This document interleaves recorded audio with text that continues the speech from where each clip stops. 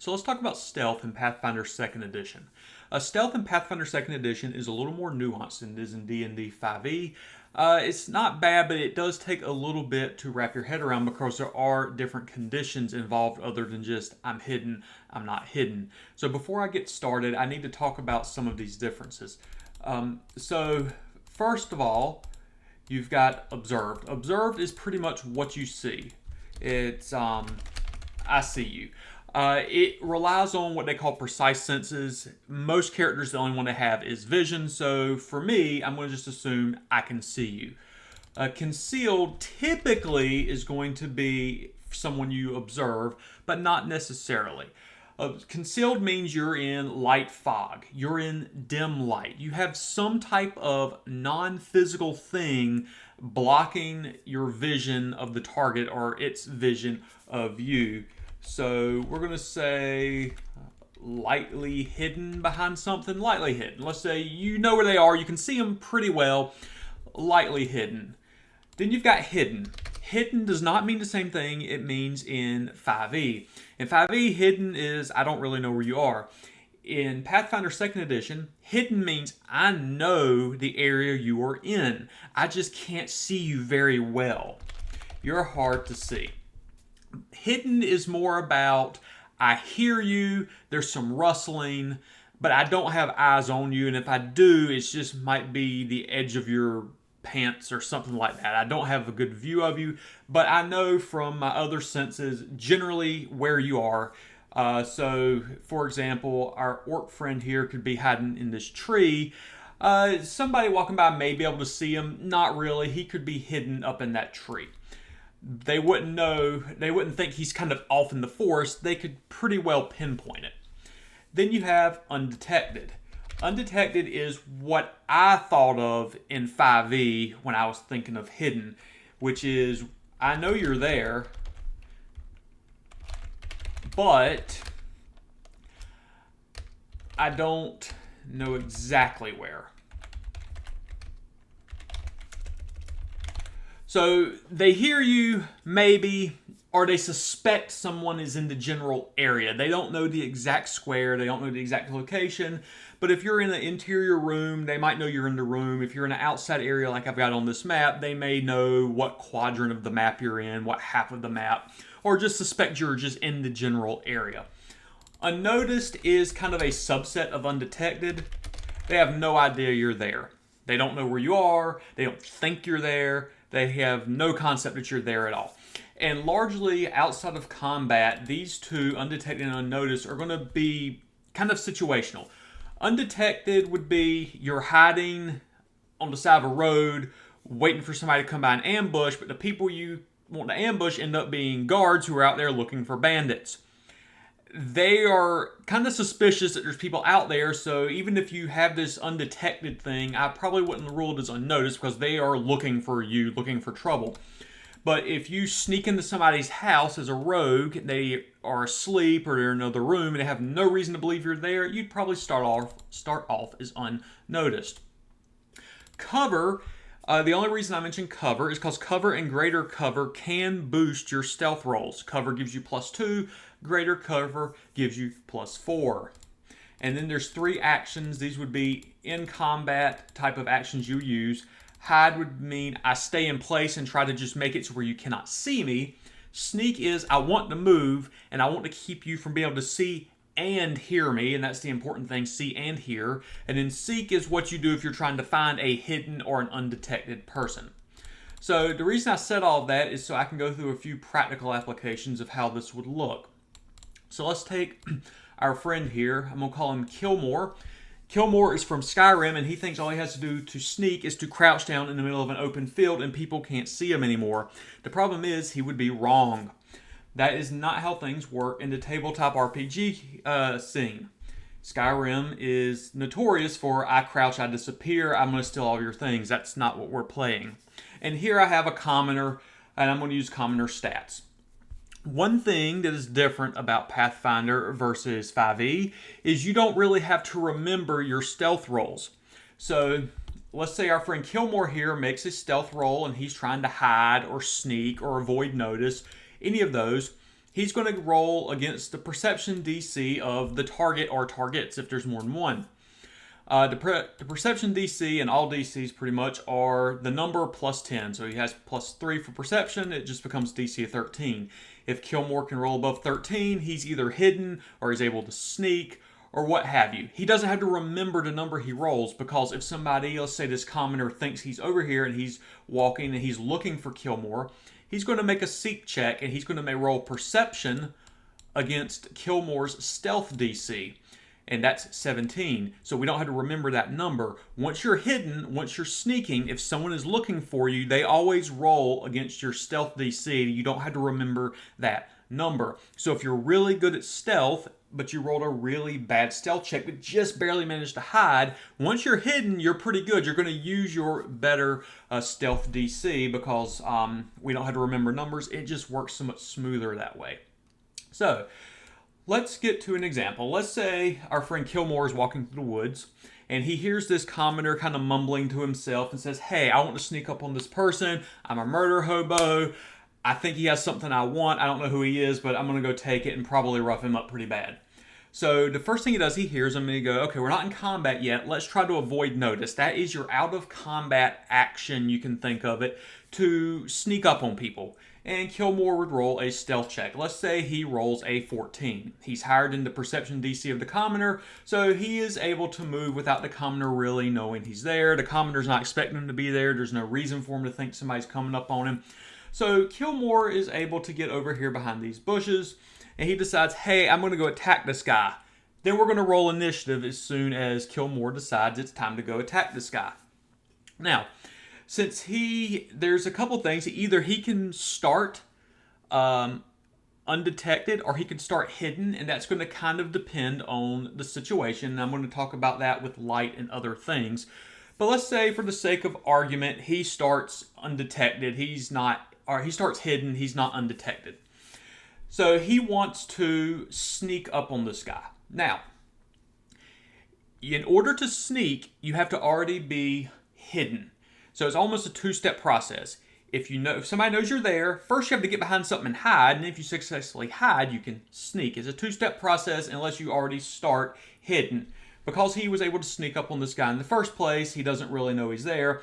So Killmore wants to use the sneak action. He would move 1, 2, 3, and then would make a stealth check. Now, according to the rules, the DM makes this in secret. I don't know if that's necessary, because you move first. Unlike in 5e, where you roll first to see if you can do it. In this one, you move first, then roll, and you're kind of already out in the open by the time they see you. When you sneak, you only move at half speed, so he did, it's either 2 or 3, depending on if you round up or down.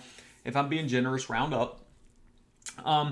So he walks out here, he rolls his stealth, he gets a 20, yay, except for no. He stepped out from behind cover, and it's broad daylight, and there's a really good probability that our commoner here would notice him coming.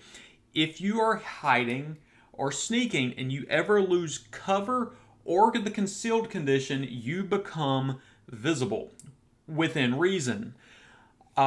You cannot be seen more than possibly could be seen. If you're in the darkness, you don't mysteriously start glowing. You're still hidden if they don't have dark vision. But if this is broad daylight and our friend Killmore stepped out, even with the best stealth roll ever, and I probably wouldn't even let him make the stealth roll because he stepped out from concealment, he's going to get spotted.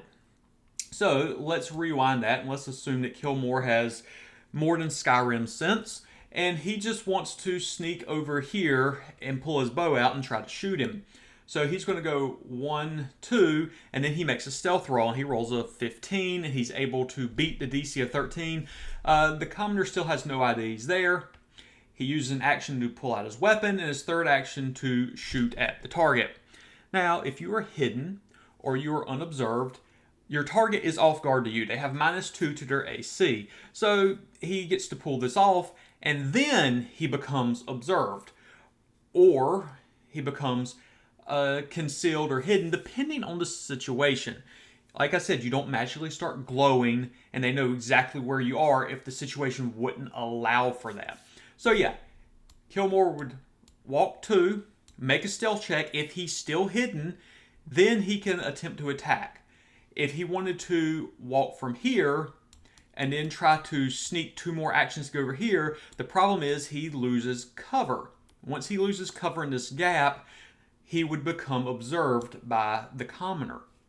So if it's daytime or broad daylight or any type of light situation, you have to have cover between you and your target if you want to be able to sneak. Now, what if it's dark? What if you have concealment? It gets a little bit different. So I've got this thing over here. Let's say it's a campfire. And it's nighttime. Now, since it's nighttime and it's in the dark, Killmore can see into this light. The commoner can't see back out. In this situation, let's say he was able to successfully sneak up on the guard. He was probably going to start unnoticed or undetected, depending on the commoner's alertness decided by the GM. So let's say, for the sake of argument, he is undetected. And rather than shoot him with a bow, he wants to try to sneak up and steal from the guy. So we're going to start initiative here, and let's say Killmore gets to go first. You're supposed to roll a stealth check after each sneak attempt. I think it's personally reasonable if you do 2 sneaks in a row to just make 1 stealth check after the second or third one, as long as it's unbroken. So move 1, 1, 2, 3. That's sneak 1, 1, 2. Let's just say 3, and he's still barely concealed. I'll give it to him. And he can make a stealth check. The reason he can make a stealth check here and he does not immediately get seen is because inside this inner circle, that would be bright light. If he was fully in that, he would be noticed. Now, if he's in this outer one, he has dim light. Dim light gives the concealed condition. And as long as you are either behind cover or concealed, you can make the stealth check after you are sneaking to see if you can maintain your stealth. So at this point, he would roll stealth, and let's just say he rolls a 14. He beats the DC 13, so he's still unobserved. And then he could attempt to pick the guy's pocket. This guy on his turn may turn around, may look for him, may not. It really would depend. And then on his subsequent turn, he would sneak away 1, 2, 3, 1, 2, 3, 1, 2, 3, and then make a stealth check because it's an unbroken sneak attempt. That's not how the rules are actually written out, but that's how I would run it. And then if you succeed that, the guard or the commoner would have no idea it happened. So that is how light would play a part in it. So a couple of things to mention. Let's go back to the scenario where we have a guard sitting around a campfire, and our friend Killmore sneaks in. He decides to stop here, and this is where he makes his stealth check. He rolls a 10. He loses to the DC 13 perception check. Now, according to that, he would become hidden or become observed.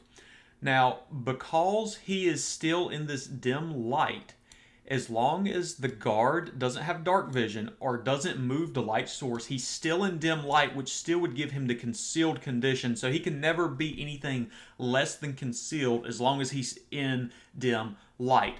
The same thing would apply out here in the darkness. If he's looking into the light and he has no light source himself giving it away, he can be hidden he'll become hidden if he's detected. He'll lose the undetected state, but he can never be less than hidden as long as he's in total darkness. That's where it gets a little tricky. You can never be more observed than your actual circumstances will allow. So in dim light, even if you fail to check or they seek and they find you, you're still going to be concealed because you're still in dim light, or if you're in light fog or anything else is similar. And in darkness, you would still be hidden even if they succeed to seek you out or you fail your check, because darkness without dark vision means you're hidden. But let's say he has this torch and he walks over here and he knows where you are. Immediately, you're now concealed. He would walk closer with the torch, and now you are going to be completely observed because you're in this area of light. So that is kind of how sneaking and stealth would work. A few more things about it. Let's say we're in combat and we have this light source here, and we're fighting toe to toe. And let's just say Kilmore's used a turn to try to get away, and he's over here at the edge, and he has a full 3 turns. So turn 1, he's going to stride, and he's going to move up to his movement speed out here into the dark. That's turn action 1. Then he's going to make a stealth check to attempt to hide.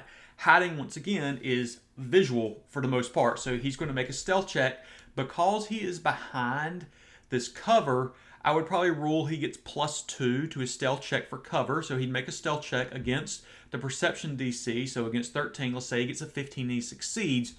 Then, and only once he's hidden, can he sneak. Sneaking he would move 2 or 3 squares, 1, 2, 3. He's into darkness. He's allowed to do this. And then he would make another stealth check. If he successfully passes the stealth check while sneaking, he goes from hidden to undetected. The enemies or whoever it is that he successfully hid from don't know where he went. Now, they know he's in the area, but they don't know precisely where he went. And that's when the seek action comes in. You use actions to try to find out where they went.